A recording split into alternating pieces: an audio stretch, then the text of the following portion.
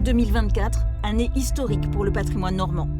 À l'occasion du 80e anniversaire du débarquement, marqué par la présence des derniers vétérans, le patrimoine a été mis en valeur, comme ici, à Vers-sur-Mer, où l'installation éphémère de 1475 silhouettes évoquait les soldats britanniques décédés le 6 juin 1944.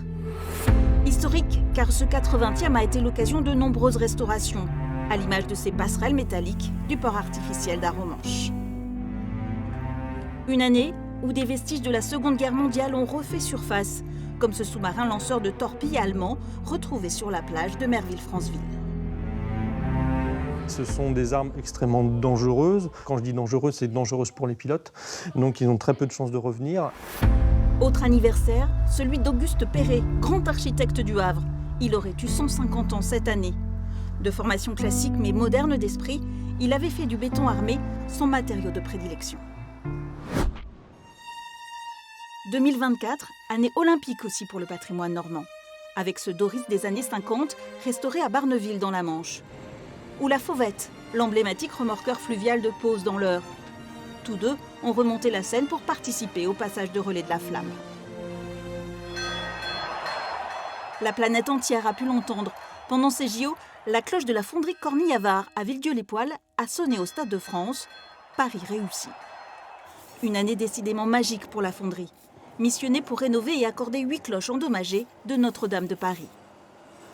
Notre-Dame, un chantier titanesque, auquel ont pris part de nombreux artisans normands, comme ici, aux ateliers d'Aymon dans l'Eure, une entreprise familiale qui a refait à l'identique la fameuse forêt, autrement dit, la charpente de la cathédrale.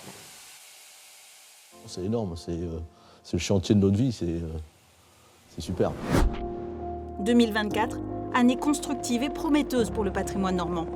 Dans l'Eure, le château Gaillard, joyau du XIIe siècle, a fait l'objet de travaux pour reconstituer un plancher et le rendre ainsi accessible au public. Quant à l'étonnante maison Papillon de Robert Vasseur, rachetée par son petit-fils, elle retrouvera bientôt l'éclat de ses mosaïques. D'autres édifices pourront compter sur le soutien financier de donateurs ou de la Fondation du patrimoine. L'Arbre millénaire à Louville-Bellefosse en Seine-Maritime, l'ancienne filature de Pont-Saint-Pierre dans l'Eure, ou dans la Manche, les écuries du haras de Saint-Lô, détruites par un violent incendie, les fours à chaux de Cavigny, ou l'église Saint-Paul de style romano-byzantin à Granville. Une église en béton, c'est du patrimoine du XXe siècle, et donc à ce titre doit être protégée et doit être aidée. En Seine-Maritime, c'est grâce à un mécénat privé que les peintures de marine ex-voto de Fécamp, détériorées par un champignon, pourront être restaurées. Un champignon, c'est bien ce qui ronge aussi le Marité. 2024, année problématique donc pour le dernier Tarnevier. Le 3-mâts, construit à Fécamp en 1923, a annulé sa saison estivale pour être soigné en cale sèche à Port-en-Bessin. Lui a déjà bien entamé son grand toilettage au château de Caen. Inauguration de son parc urbain au printemps prochain pour le millénaire de la ville.